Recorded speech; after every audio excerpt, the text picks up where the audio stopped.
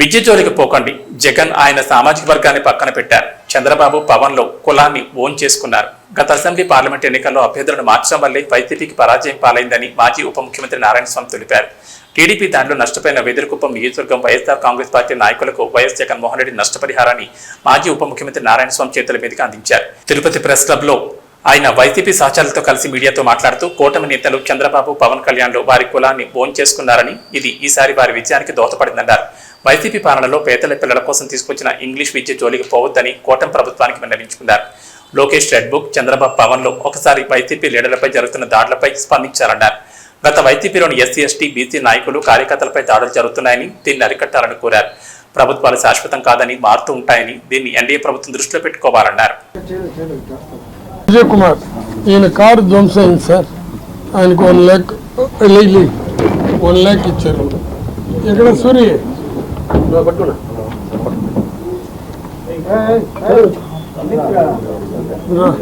పాపం ఏమంటే సార్, ఇది మీకు ఇంపార్టెంట్ సార్.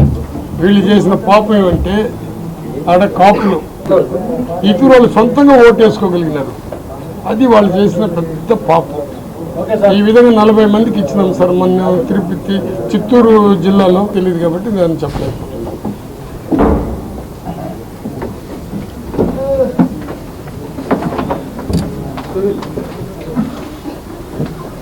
Thanks sir.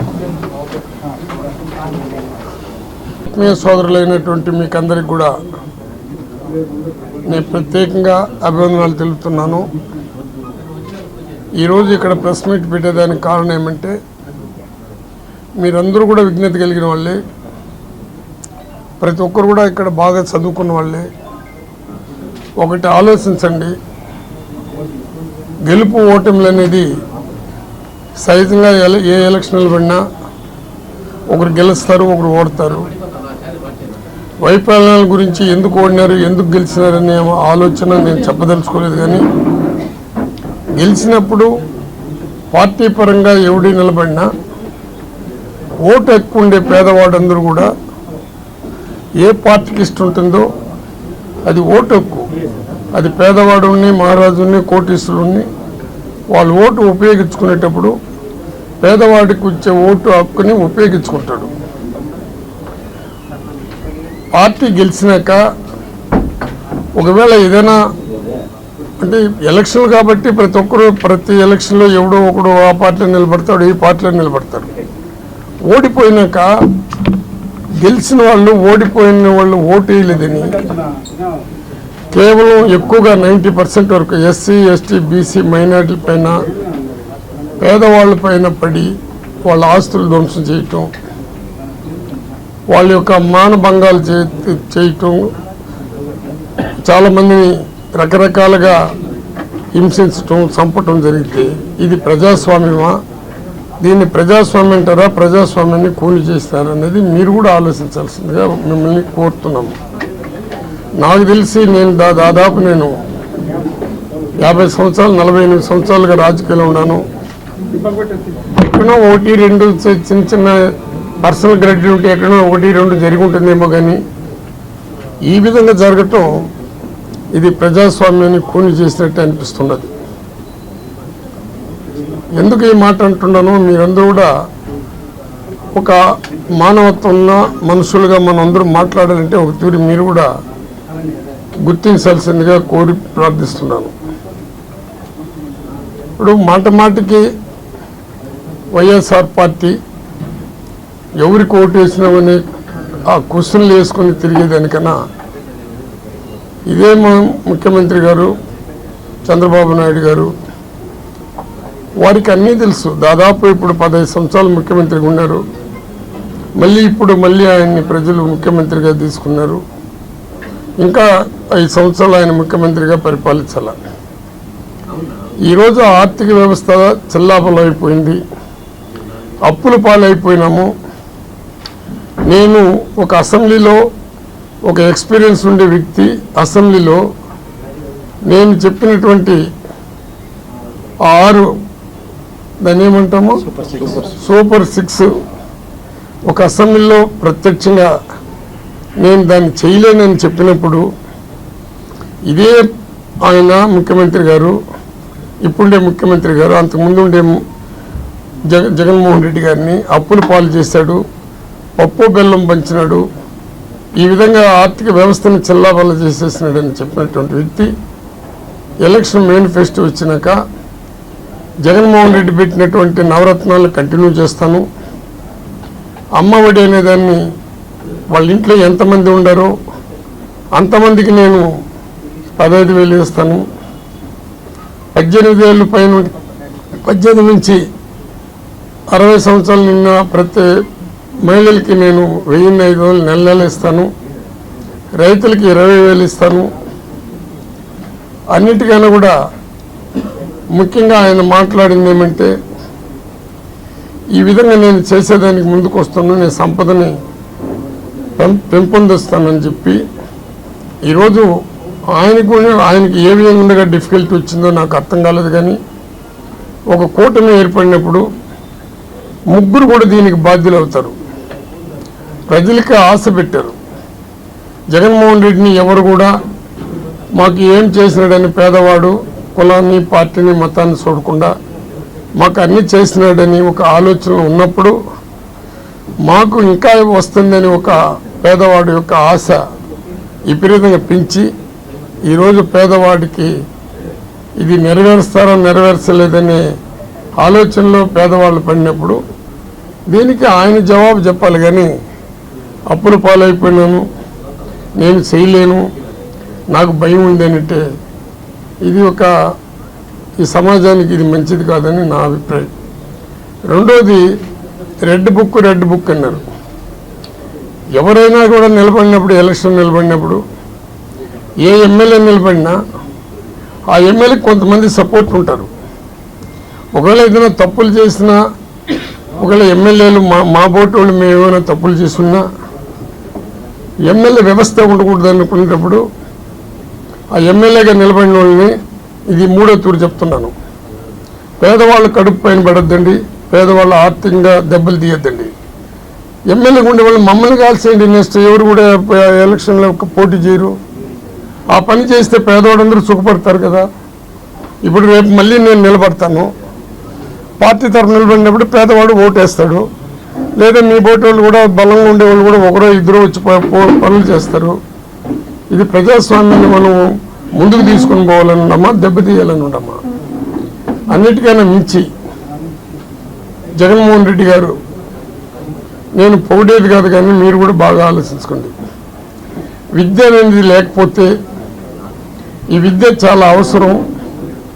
ఒక బడుగు బలహీన వర్గాలే కాదు, అన్ని జాతులు కూడా ఆ విద్య కోసం తప్పించి ఆ విద్య వస్తేనే సంపద వస్తుంది, అది విద్య అవసరం అని చెప్పేసి స్కావెంజర్ బిడ్డలు కూడా కలెక్టర్ కావాలని ఒక కలలు కానీ దాని కులము మతము పార్టీ లేకుండా విద్యని తీసుకుని అమ్మఒడి పెట్టి మళ్ళీ సిబిఐ సిలబస్ పెట్టి ఇంగ్లీష్ మీడియం తీసుకుని వస్తే, నేను ముఖ్యమంత్రికి మీ ద్వారా విన్నవిస్తున్నాను, డాక్టర్ అంబేద్కర్ గారు కూడా దళితుడు. ఆ దళితుడు చదవలేడు, దళితుడికి చదువు రాదు, దళితుడు చదివితే కూడా వాడి నాలికని కాల్చండి అని వచ్చిన రోజులప్పుడు అప్పట్లోనే మన డాక్టర్ అంబేద్కర్ గారు చదివారు. వారు ఇంగ్లీష్ మీడియం చేసుకున్నారు, లండన్ అంతా తిరిగారు, ఇంగ్లీష్లో అన్ని రకాలుగా అన్ని సబ్జెక్టులో ఆరితేరిన ఎకనామిక్స్ దగ్గర నుంచి ప్రతి ఒక్క దాంట్లో ఆయన పట్టాపుచ్చుకున్న వ్యక్తి కాబట్టి అతను రాజ్యాంగ చట్టాన్ని రాసే పరిస్థితికి వచ్చాడు. ఈరోజు ప్రతి పేదవాడు, అది రాజు ఉండి, రెడ్డి ఉండి, నాయుడు ఉండి, ఎస్సీ ఉండి, ఎస్టీ ఉండి, బీసీలు ఉండి, పేదరికం పోవాలంటే ఇంగ్లీష్ మీడియం చాలా అవసరం. అట్టనే తెలుగు మీడియాన్ని నెగ్లెక్ట్ చేయమని నేను చెప్పడం లేదు. కానీ ప్రతి ఒక్క సుప్రీంకోర్టు జడ్జి బిడ్డలు కానీ, పొలిటికల్గా ఉండే మా బిడ్డలందరూ కూడా కానీ ఎవడు కూడా గవర్నమెంట్ స్కూల్లో చదవకుండా వాళ్ళు ప్రైవేట్ స్కూల్లో ఇంగ్లీష్ మీడియంలో చదివించే సాంప్రదాయం మన ఆంధ్రప్రదేశ్ కదా, మన ఇండియా అంతా కూడా ఉండింది. ఆ చదువు కూడా గవర్నమెంట్ స్కూల్లో కూడా ఉండాలి అని ఒక ఆలోచనతో పెడితే చంద్రబాబు నాయుడికి నేను విజ్ఞప్తి చేస్తున్నాను, దయచేసి నువ్వు ఎన్ని పథకాలను నాశనం చేసినా నేను బాధపడను. కానీ ఈ ఎడ్యుకేషన్కి సంబంధించి, హెల్త్కి సంబంధించి మాత్రం వాటి జోలికి పోవద్దని మాత్రం మీ ద్వారా నేను చంద్రబాబుని కూడా రిక్వెస్ట్ చేస్తున్నా. ఎందుకంటే చరిత్ర మార్పు రావాలా, పేదవాడు బాగుపడాలా, పేదవాడు కూడా తల ఎత్తుకొని తిరగాలంటే వాడికి ఎడ్యుకేషన్ చాలా ఇంపార్టెంట్. దాని జోలికి పోవద్దని మాకు ఉండే రెడ్ బుక్ ఆయనకి చెప్తున్నాను, పవన్ కళ్యాణ్ గారికి చెప్తున్నాను, ఈ చంద్రబాబు కూడా రిక్వెస్ట్ చేస్తున్నాను. ఎందుకంటే కులం లేదు దీనికి, ఎడ్యుకేషన్కి. విద్యని ఎవరు అమ్మలేరు, విద్యని ఎవరు దొంగిలించలేరు. ఆ విద్య లేకపోతే రాజకీయ నాయకులు కూడా తయారు కాలేరు. ఈరోజు అందరూ ఎట్లయితుందంటే నేను నిజాలుగా మాట్లాడితే మీరు నన్ను రకరకాలుగా కూడా మాట్లాడేటట్టుండదు. దీనికైనా కట్టుబడి ఉండమని చెప్పేసి ఆరోగ్యశ్రీ కూడా మళ్ళీ 5 లక్షలు తీసుకొని వస్తామన్నది. ఇవి పేదవాడికి కావాల్సింది ఇల్లు, ఆరోగ్యశ్రీ, విద్య. వీటి జోలికి పోవద్దని మాత్రం నేను మీ ద్వారా చంద్రబాబు నాయుడికి విజ్ఞప్తి చేస్తున్నాను. ఇంకోటి కూడా నేను చెప్పానో చెప్పకూడదో నాకు తెలియదు, కానీ చంద్రబాబు నాయుడు గారిని ఒక విషయంలో బాగా అప్రిషియేట్ చేయవచ్చు. తన సామాజిక వర్గానికి సంబంధించి ఎటువంటి పరిస్థితుల్లో కూడా తన సామాజిక వర్గం బాగుండాలని కోరుకున్నాడు. అందువల్ల తన సామాజిక వర్గం ఉండే ప్రపంచంలో ఉండే అందరూ కూడా వచ్చి, నేను చెప్పింది కాదు, చంద్రబాబు నాయుడే స్టేట్మెంట్ ఇచ్చాడు. లక్షలు ఖర్చు పెట్టి వచ్చి నన్ను గెలిపించారు నా సామాజిక వర్గాన్ని. దాన్ని ఆయన ఓన్ చేసుకున్నాడు. అదేవిధంగా పవన్ కళ్యాణ్ కూడా తన యొక్క సామాజిక వర్గాన్ని ఓన్ చేసుకోగలిగినాడు. కానీ నా ఎస్సీలు, నా ఎస్టీలు, నా బీసీలు, నా మైనారిటీలని మన ఇండియాలో ఏ ముఖ్యమంత్రి బీసీలు ముఖ్యమంత్రి చెప్పలేదు, ఎస్సీలుగా ఉండే ముఖ్యమంత్రి కూడా వాళ్ళ నోట్లో కూడా రాలా. జగన్మోహన్ రెడ్డి నా ఎస్సీలు, నా ఎస్టీలు, నా బీసీలని ఆయన హృదయంలో వాళ్ళకి ఒక స్థానం ఏర్పాటు చేసి ప్రజల్లో కూడా ఉండాలనుకునే దానికి ఎవరెవరు ఏ విధంగా దెబ్బతీస్తారో. ఎందుకంటే పేదవాడు ఆశపడినాడు. జగన్మోహన్ రెడ్డి ఇచ్చింది 15,000, మా ఇంట్లో 3 ఉండరు, 45,000 వస్తుంది, 60,000 వస్తుంది, 75,000 వస్తుందని ఆశతో వాళ్ళు వెళ్ళిపోయినారు. కానీ ఒక్కటి, నేను కులాన్ని గురించి ఇక్కడ మాట్లాడకూడదు, కానీ దాన్ని కూడా ఎవరే వక్రీకరించి రాస్తారేమో, కానీ ఎప్పుడు కూడా జగన్మోహన్ రెడ్డికి సంబంధించినటువంటి తన సామాజిక వర్గం కేవలం గౌరవంగానే బతికే వర్గంగా కనబడింది. అది వారికి కూడా గౌరవం లేదని ఒక ఆలోచనతోనే మేము కులాల గురించి జగనన్న ఎక్కడ ప్రస్తావించలా. పేదవాళ్ళ గురించి ప్రస్తావించాడు, కుల వ్యవస్థని దూరంగా పెట్టాడు, మత వ్యవస్థని దూరంగా పెట్టాడు. అది కూడా కొంత మాకు ఇబ్బంది కలిగించే కార్యక్రమాలు జరిగింది. అన్నిటికన్నా మించి జగన్మోహన్ రెడ్డి గారు 2014లో తన సొంత నిర్ణయం తీసుకున్నాడు. ఎమ్మెల్యేలను సెలెక్ట్ చేశాడు. ఆ రోజు 67 మంది గెలిపించాము. 2019లో ప్రజా సంకల్ప యాత్ర చేశాడు. ప్రజల యొక్క మనాన్ని కనుక్కున్నాడు, ప్రజల యొక్క బాధలను కనుక్కున్నాడు. సొంత నిర్ణయంతో ఎమ్మెల్యేలను సెలెక్ట్ చేశారు. ఆ రోజు కూడా 151 మంది గెలిచాము. మరి ఇప్పుడు 151 మంది గెలిచి ఇన్ని పథకాలు వేసి మేమేదో బాగా తప్పు చేసినట్టు, పేదవాళ్ళని కడుపు కొట్టినట్టు ఇది ఒక పెద్ద ప్రచారానికి పోయింది. దీనికి కారణం ఏమంటే ఈ సర్వేలని, అదేని ఇదని రకరకాలుగా పెట్టి మేము దెబ్బతినేదాన్ని కూడా, ఇది నేను ఈ మాట అంటే నన్ను పార్టీ నుంచి కూడా సస్పెండ్ చేస్తారేమో, కానీ ఇది నా హృదయంలో ఉండే మాట చెప్తున్నా. ఎవరికి కూడా ఆయా నియోజకవర్గంలో ఉండే వాళ్ళు ఎమ్మెల్యేలని అందరినీ మార్చినాము. మార్చినోడు ఎవరు గెలవలా. మా పార్టీ నుంచి వేరే పార్టీలో తెలుగుదేశంకి పోయి చేరిన వాళ్ళు కూడా గెలిచినారు. దీన్ని జగనన్న ఇప్పుడైనా ఆలోచించుకొని కార్యకర్తలని కాపాడుకుంటున్నాడు మన చంద్రబాబు నాయుడు గారు. మీకు తెలుసు కార్యకర్తలు ఏ విధంగా ఇప్పుడు ఈ 2 నెలలు ఏ విధంగా చేశారు వాళ్ళ కార్యకర్తలు, వాళ్ళు ఏ విధంగా బలపడినారో మీకు తెలుసు. ఆయన ఇప్పుడు కూడా కార్యకర్తలని, లీడర్లు అంటే కులాని పైన పరిగెత్తలా, నేను లీడర్లని కార్యకర్తలని ఆయన కూడా పూర్తిగా ఆహ్వానం చేసుకొని ముందుకు పోయి ఆలోచన చేయాల్సిందిగా నేను మీ ద్వారా జగన్మోహన్ రెడ్డి కూడా విజ్ఞప్తి చేస్తున్నాను. చంద్రబాబు నాయుడు గారు నేను ఇంతకుముందు ఈడీకి వాటికంత ఇస్తే కూడా నేను వచ్చి ప్రెస్ మీట్ పెట్టలా. చంద్రబాబు నాయుడు పెట్టిన బ్రాండ్ సేవ్ కంటిన్యూ అవుతుండదు. మేము అదే చేసినాము, ఇప్పుడు అదే జరుగుతుండదు. డిస్టిలర్లు ఎవరికి కొత్తగా ఇవ్వాల. ఏ స్కామ్ తీసుకున్నా ఎక్సైజ్ స్కామ్ అని చంద్రబాబు నాయుడు గవర్నమెంట్లో కూడా దేనిపైన ఎక్కువగా కాన్సన్ట్రేషన్ చేశారు. కాబట్టి ఇది ఏమైపోయిందంటే, మీరు సిద్ధమంటే నేను నిజంగా తప్పు చేస్తుంటే నేను శిక్షపడేదానికి కూడా నేను సిద్ధమే. అసలు పాలసీనే మేము మార్చలేదు కదా, డిస్టిలరీలు కొత్తగా ఇవ్వలేదు కదా, బ్రాండ్లు మనం ఊరికే ప్రచారం పెట్టినారు. మాకు ప్రచారం మాంద్యం లేదు, మాకు ఉండేది ఒకే ఒక పేపర్ ఉంటుంది. అక్కడ అట్ట కాదు కదా, ఈనాడు, జ్యోతి, TV5 రకరకాలైన ఉంది, సోషల్ మీడియా ఉంది. ప్రపంచంతో ఓటిగా చంద్రబాబు గెలవాలని ఆశపడిన వర్గాలే కదా అవి. బానిసగా ఆత్మాభిమానంతో బతకలే. That is cooperate system. అది కోఆపరేట్ అంటే మీకు తెలుసు, అది సొసైటీకి సంబంధించింది. వాసుదేవరెడ్డి దగ్గర నేను కీలు బొమ్మగా బతకాల్సినంత కర్మలా అట్టగానే వచ్చుంటే ఆ రోజునే రిజైన్ చేసి ఇంటికి వచ్చుంటారు. మీరు తెలుసుకుంటారు కదా ఏదో ఈడీలు వస్తున్నదని. దాంట్లో ఎవడెవడు ఏమనేది బయట వస్తుంది కదా అట్ట కూడా. అది దానికి ఎందుకు భయపడి పరిగెత్తిపోయేదానికి? నీతికి నిజాయితీకి మాత్రం నేను నిలబడినా. ఎవడు కూడా కాంట్రాక్టుల దగ్గర కానీ ఇంకొకరి దగ్గర కానీ ఉద్యోగాలు చేసి ఎవరి దగ్గర కానీ మా డిపార్ట్మెంట్లో ట్రాన్స్ఫర్ చేసినా కానీ వాళ్ళకి ప్రమోషన్ ఇచ్చిన దాంట్లో కానీ ఎవడైనా ఒక్కడైనా నేను నారాయణ స్వామికి డబ్బు ఇచ్చి పని చేసుకున్నానంటే నేను అందరూ రాజకీయానికి సోచి చెప్తానంటే నేను ఊరేసుకొని చేస్తా. ఊరికి ఒక దళితులు అనేసి దళితుల పైన పడొద్దండి దయచేసి. ఇంకోటి నేను ఇక మాట అంటే ప్రాంతీయ పార్టీల్లో ఇప్పుడు తెలుగుదేశంలో కూడా ఉన్నారు, మంత్రి పదవులు ఇచ్చినాడు ఆయన ప్రాంతీయ పార్టీలో. ఆ ప్రాంతీయ పార్టీలో మంత్రులు రాష్ట్రం అంతా కదా దేశవ్యాప్తంగా ప్రాంతీయ పార్టీలో మంత్రులు కానీ ఇంకొకరికి కానీ ఏముంటుంది? వాళ్ళ సమాజంలో ఇంకా ముందుకు పోలేరు. ఈ సమాజంలో ముందుకు పోవాలని జగన్మోహన్ రెడ్డి ఏదో నా ఎస్సీ, నా ఎస్టీ, నా బీసీ, నా మైనారిటీ అన్ని డిప్యూటీ సీఎంలకు ఇచ్చారు. దీనికి కూడా చాలామంది కడుపు కాలిపోయి చచ్చి ఉంటారు. దానికి మనం ఏం చేసేది? మా కుమార్తె ఓడిపోయేదానికి నువ్వే కారణం. ఇప్పుడు మా కుమార్తె ఓడిపోయేదానికి కారణాలు నేను చెప్పదలుచుకోలే. కారణం ఏమంటే ఒక డిప్యూటీ సీఎంగా నేను పనిచేశా. ప్రతి గ్రామాల్లో పోయి ఒక తూరి ఆలోచించండి. ఏ గ్రామాలను సెలెక్ట్ చేసుకోండి, ఆ గ్రామాలకి నా సర్వీస్ ఉపయోగపడిందో లేదో చూడండి. నేనే జగన్మోహన్ రెడ్డి దగ్గర 4-5 సంవత్సరాలుగా గట్టిగా మా పాపకు సీట్ ఇమ్మన్నా.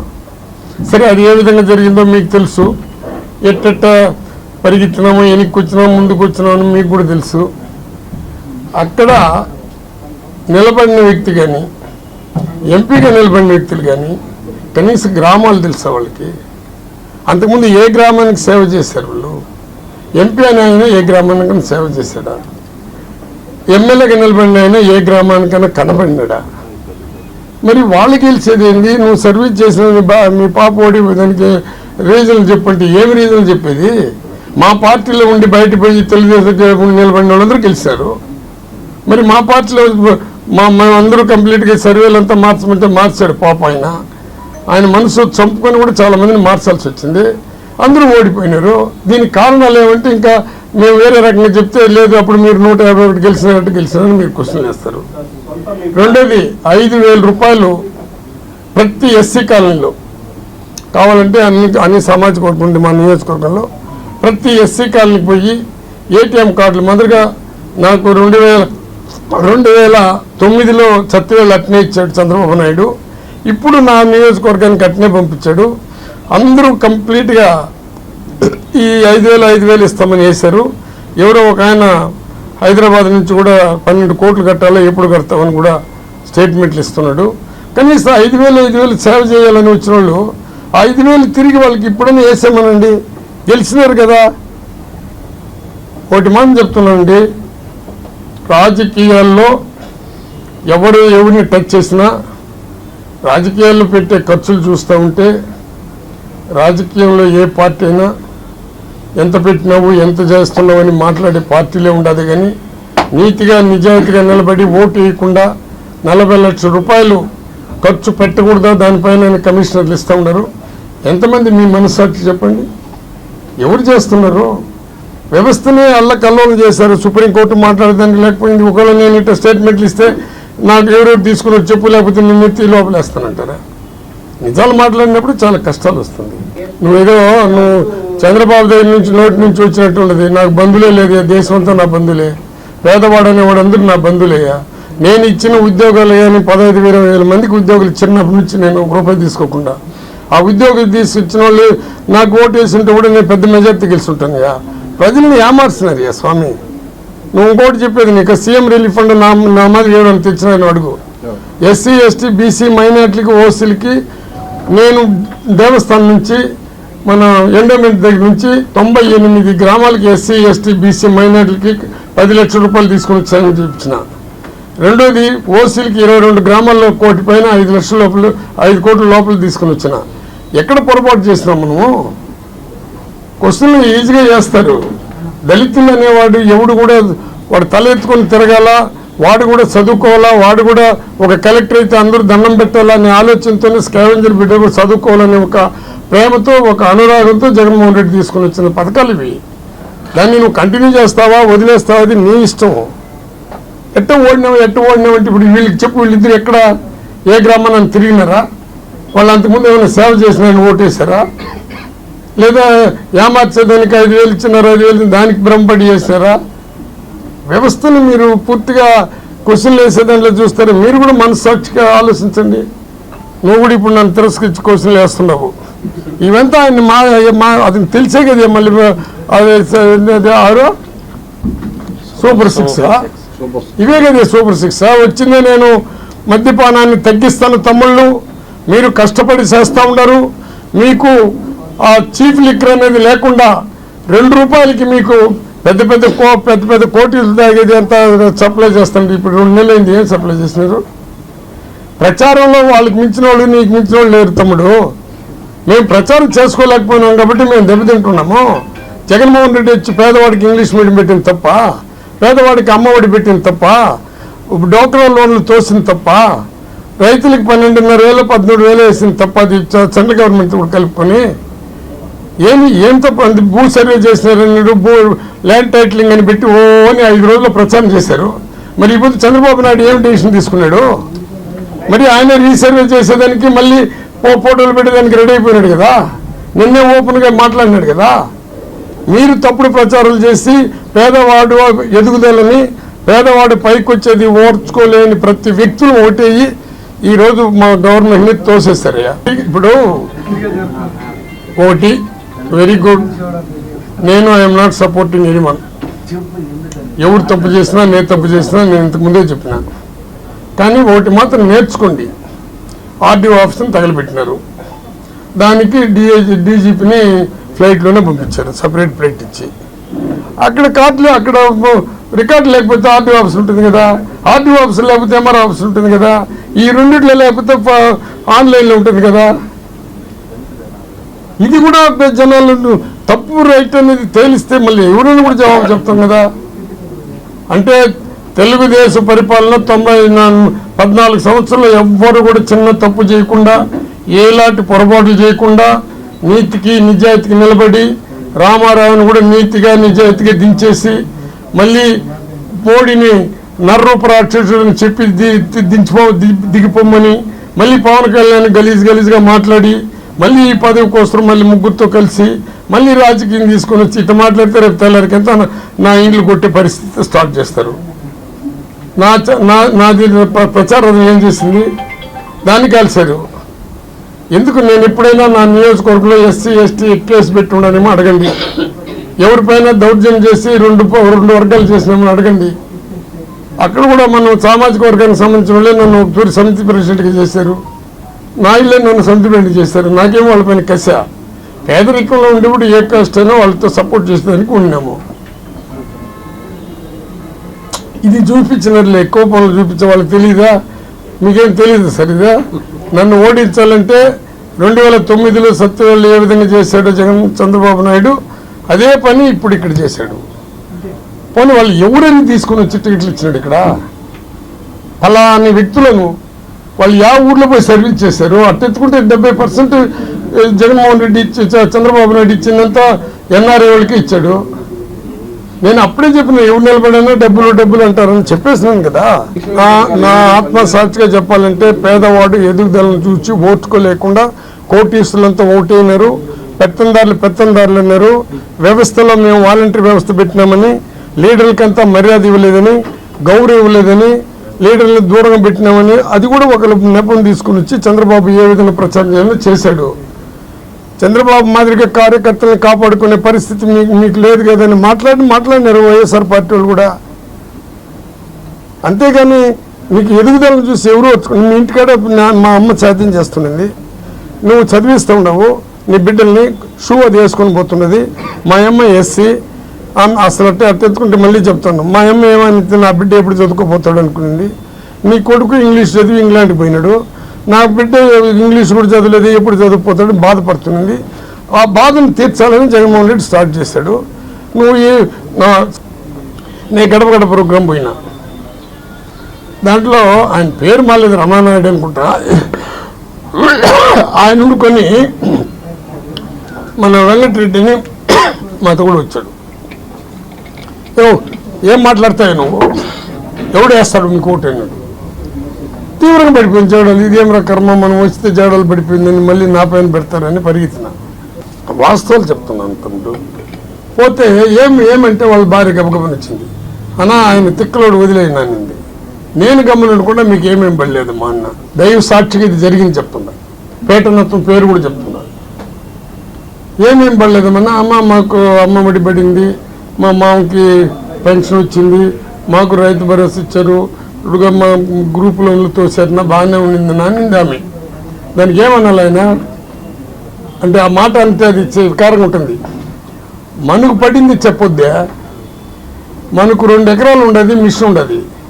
ఒక ఎస్సీ కానీ ఒక ఎస్టీ కానీ ఒక బీసీ కానీ పనికి వస్తున్నాడా? మనకు పడింది చెప్తే నువ్వు, మన బీడైపోయింది కదా 2 ఎకరాలని మాట్లాడినాడు. ఇది బై గాడ్. ఇంకా ఇంత ఈర్ష పగ ద్వేషం రగిలిపోయినప్పుడు, బెనిఫిట్ చెందుకునేవాడు కూడా ఇది రగిలినప్పుడు ఓడిపోకుండా ఏం చేస్తాం బ్రదర్? మళ్ళీ చంద్రబాబు నాయుడు ఇది మనసులో పెట్టుకుని ఆయన చేయకూడదని ఒక నిర్ణయానికి ముందు తెలుసు. చంద్రబాబు నాయుడు ఎప్పుడు కూడా చెప్పింది, ఆయన చేసిన చరిత్ర ఆయనకు లేదు పాపం, ఆయన వల్ల కూడా కాదు. ఒక అమరావతిని డెవలప్ చేసుకోవాలనుకునే ఆలోచనతో పరిగెత్తున్నాడు కానీ ఇంక దేనికి లేదు ఆయన. అది తెలుసు జనాలకి. నేను మారినాను అన్నప్పుడు ఆయన మారలా, నేను మారలేదన్నప్పుడు మారలా. ఇతరు 3 కూటమి ఒకటి వచ్చింది, అందులో క్వశ్చన్ వేసేదానికి పవన్ కళ్యాణ్ రెడీ అయినాడు. తప్పు చేస్తే క్వశ్చన్ వేసి నిలదీస్తానన్నాడు కాబట్టి ఆయననే అడుగుతాడనే దృక్పథంతో ప్రజలు కూడా ఆశపడ్డారు. పేదవాడికి ఆశపడ్డాడు, పేదవాళ్ళు కూడా ఓటేశారు.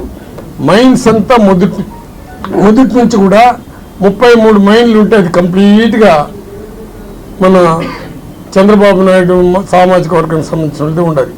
ఏ రోజైనా మైన్స్ దగ్గరికి పోయి నేను ఏదైనా పర్మిషన్ ఎక్కడంతా ఇచ్చినా అడగండి. నేను వాటికంతా టచ్ చేసుకుని దానికి పోలా.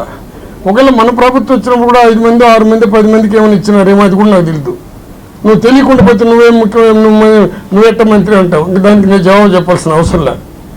ఎవడెవడు ముప్పు తిన్నాడో వాడంతా నీళ్ళు తాగుతాడు. 33 క్వారీలు ఎంతమంది ఉన్నారు అడుగు. లీజు లేని దాన్ని అంతా ఎంక్వైరీ చేసి, అవునయ్యా లీజు లేదన్నావు బాగానే ఉంది, ఇసుక ఫ్రీ అన్నావు బాగానే ఉంది. ఇసుక ఫ్రీ అన్నప్పుడు స్టాక్ ఉండేదంతా ఎవరు తోలేస్తారు? మా గంగాధర నెల్లూరు దాంట్లోనే మా గంగాధర నెల్లూరు కాలుకనే కొన్ని 1000 టన్నులు ఉండింది. 3వ రోజు ఎట్ట పూడ్చింది? క్వారీల దగ్గర ఉండే గుల్లలంతా ఎట్ట పూడ్చింది? ఎంత క్వశ్చన్ వేసుకుంటే మనం పశ్చాత్తాపడాల్సి వస్తుంది. మంచిదే కదా, మొత్తం కూడా ఇస్తే ఆయన 20 సంవత్సరాలు బతకనియా, నేనే వద్దన్నట్టుండదా? నేను 2 అడిగినానయా, ఇంగ్లీష్ మీడియం కంటిన్యూ చేయమను, అమ్మఒడిని కంటిన్యూ చేయమను, ఆరోగ్యశ్రీని కంటిన్యూ చేయమని చాలు. ఈ 2 వచ్చిందంటే సమాజంలో ప్రతి పేదవాడు కలెక్టర్ అవుతాడు. అది జగన్మోహన్ రెడ్డి కోరిక, దాన్ని నెరవేర్చమని ఆయన అడుగుతున్నా. నేను ఆత్మసాక్షిగా చెప్తున్నాను, ఆ 2 కానీ కంటిన్యూగా చేయగలిగితే 3 సెంట్లు ఇస్తానన్నాడు. ఎక్కడ ఇస్తాడో నాకు తెలీదు. మేము 1.5 సెంట్ ఇచ్చినాము, 3 సెంట్లు ఎట్ట కొని ఇస్తాడో నాకు తెలీదు. మళ్ళీ 4 లక్షల రూపాయలు ఇస్తాడు, అది ఎట్టిస్తాడో నాకు తెలీదు. మళ్ళీ 3 ఎకరాలు ఇస్తానంటాడు, అది ఎట్టిస్తాడో తెలీదు. అవంతా ఆయన విజ్ఞతకు వదిలేస్తుండా. ఈ 2 ఎందుకు గట్టిగా పట్టుబడుతున్నానంటే, డాక్టర్ అంబేద్కర్ మాదిరిగా, డాక్టర్ పూలే మాదిరిగా పేదవాడు చదువుకునేదానికి విద్య అవసరం కాబట్టి, అది వజ్రాయుధం కాబట్టి, ఇది కానీ కంటిన్యూ చేస్తే కులం మతం పార్టీ లేకుండా పేదవాడు అందరూ కలెక్టర్ చదువుతారు, ఇంజనీర్ చదువుతారు, ప్రపంచం అంతా తిరిగేసి వస్తారు ఇంజనీర్స్ మీడియం ఉంటే. దాన్ని తప్పించేదానికి నేను చెప్తున్నా, ఆ 2 కంటిన్యూ చేయమని. మళ్ళీ చేసినాక నేను 1 సంవత్సరం అయినాక నేను పిలిపించి అడుగు. అమలు చేసే ప్రశ్న లేదు, నేను పార్టీ మారే ప్రశ్న లేదు. ప్రభుత్వ పాలన, చంద్రబాబు పరిపాలన ఎప్పుడు బాగుండిందండి? రామారావుని దించిన రోజు బాగుండిందా? రామారావు చేసిన ద్రోహం ఏమండి ఈ దేశానికి?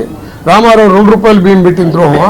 బీసీలకి రిజర్వేషన్ తీసుకొని వచ్చి ఇంప్లిమెంట్ చేసిన ద్రోహమా? రామారావు ఫోటో పెట్టుకుని దేవుడు దెయ్యం అని చెప్పేసి పాపం దేవుడైన ఒక యుగ పురుషుడిగా తీసుకొని వచ్చిన దానికి ద్రోహమా? ఆయన ఎందుకు దించాలా? అసలు తెలుగుదేశానికి చంద్రబాబుకి ఏమంటే సంబంధం? చెప్పు, ఎందుకు దించినాడు ఆయన్ని? నేను ఈ మాట చెప్తున్నాను. తమ్ముడు ఒక లాస్ట్ నువ్వు కూడా నీతో కూడా కలుసుకుని ఒక్క మాట చెప్తున్నా. పేదరికాన్ని, సమానత్వాన్ని, పేదరికాన్ని ఎదుగుదల చూసేదానికి ఓర్చుకోలేని చంద్రబాబు, ఆయనతో కూటమి అక్కడ పేపర్లు అంతా కలిసి ఎన్టీ రామారావుని నాశనం చేసేదానికి ఓడించినారు. అంతేగాని వేరే రకం కాదు. ఆ కూటమికి పేదవాళ్ళంటే కాదు. దానికి